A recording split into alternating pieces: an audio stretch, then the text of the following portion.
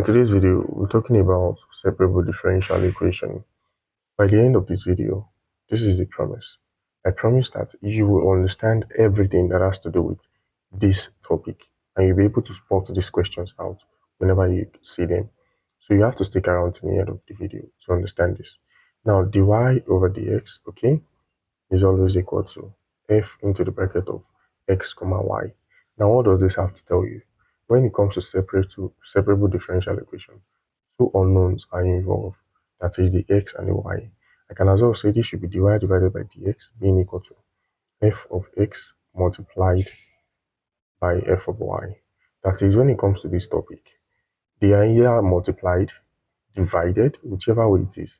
But one thing I want you to know is that they are two unknowns, right? Two unknowns are involved. So this is the basic thing you need to know on separable differential equation. Now let's assume we're actually given a question. Let's assume we're given a question like this.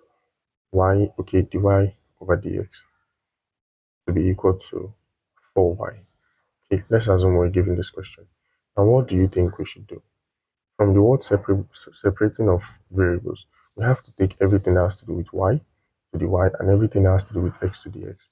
So we can actually say this should be x into the bracket of y minus 3 dy, okay, being equal to 4y dx. What did I do here? I actually brought the dx to the right hand side, that is, I cross multiplied.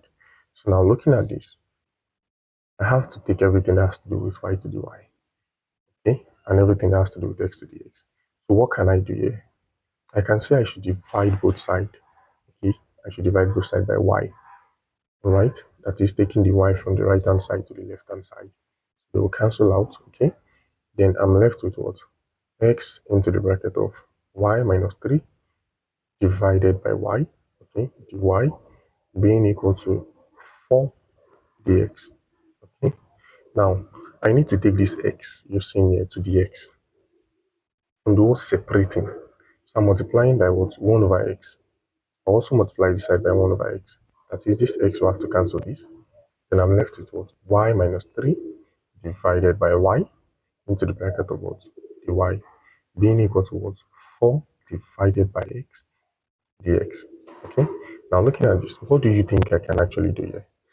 I will have to what? I will have to integrate. So I'll be doing what? I'll be integrating both sides. Okay. That is taking the integral of both sides. But before then, before I integrate, I can say that I should separate this to be y divided by y, okay, minus 3 divided by y, which still mean the same thing, okay. Then I have this to be equal to integral of 4 divided by x dx, okay. Then looking at this, y can cancel this, okay. I have this to be integral of 1 minus 3 divided by y, all into the bracket of what? Dy being equal to what? Integral of 4 divided by x dx, okay. So that is it. Now integrating this, okay, I'll have to integrating 1 here, okay, to give me y, all right. Now you don't understand this. Now let me explain to you. The general formula for integration is this, okay. That is, let's assume, okay, I was actually given, I was given x raised to the power of 6. It means I will have to what? Add 1 to it, then divide it by that, the power, which is 6 plus 1. I hope you understand. So since I'm having 1, it means that I can also say it to be y raised to the power of 0. Okay? Why? Because this thing means 1. Anything raised to the power of 0 is still 1. So y raised to the power of 0, adding 1 to it, dividing by that same thing. Do you understand now? So y raised to the power of 1 will be equal to what? 1, which is still y.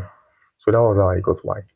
Then this will be minus what? Minus 3 ln y, okay, being equal to 4 ln x plus c. This is the final answer to this question, okay. But now let me explain to you how the 3 ln y, 3 divided by 1, all these things, how they became what? 3 ln y and 4 ln y. Now, looking at this 3 divided by y, okay, this can be said to be equal to 3 multiplied by 1 divided by y, okay, and 1 divided by y, all right, it is what? Ln y. Now this is it. This is actually ln y, okay. Now let me explain. Whenever you differentiate the denominator, which is y, it will give you 1. Okay, exactly what you are having at the numerator. So definitely, whenever you differentiate the denominator, you are having exactly what you have at the numerator. Then it is ln of that thing you just differentiated, which is what? Which is the denominator, which is the y. I hope you understand. Okay. So now let's talk about a similar question here.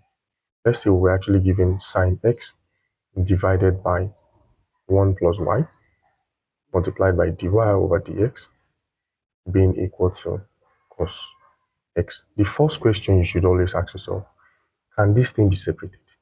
If they can be separated, then you have to apply the rule of what? Separating of variables. So now looking at this, how do I do this? This sine x, I can actually take it to the what? To the cos x side. Is that not so? By doing what? By multiplying both sides by what? 1 over sine x. So I'll be having this to be equal to dy over dx, alright, being equal to what?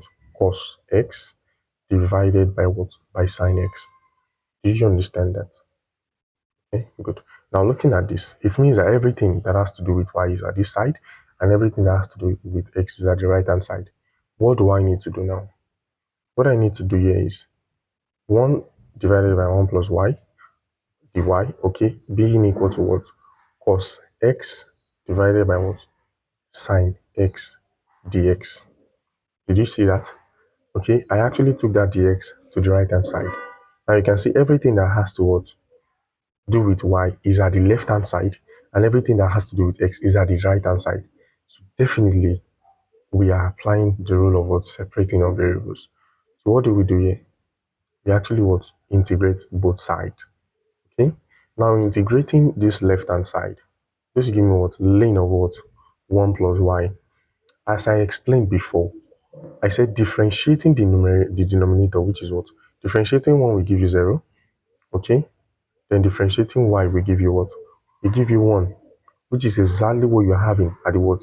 At the numerator. So it is ln of that thing you just differentiated. So this will be equal to ln of what? Sine x. Good.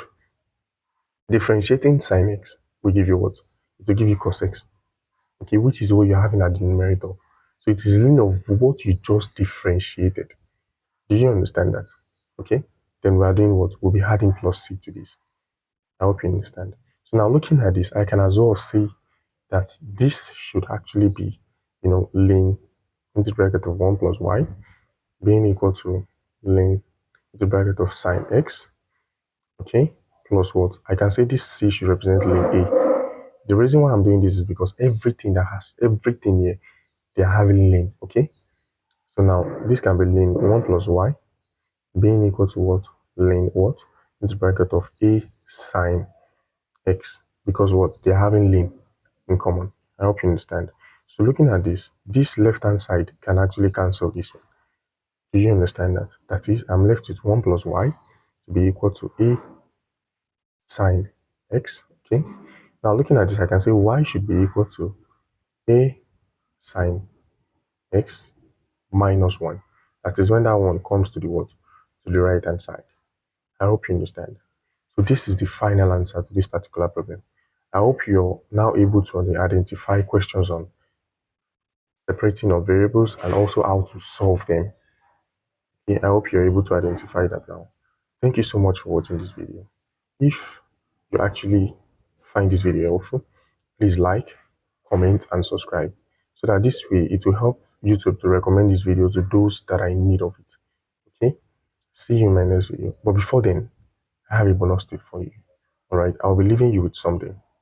That is, you can actually try this out yourself. Try this out yourself. And let me have the answer in the comment section below.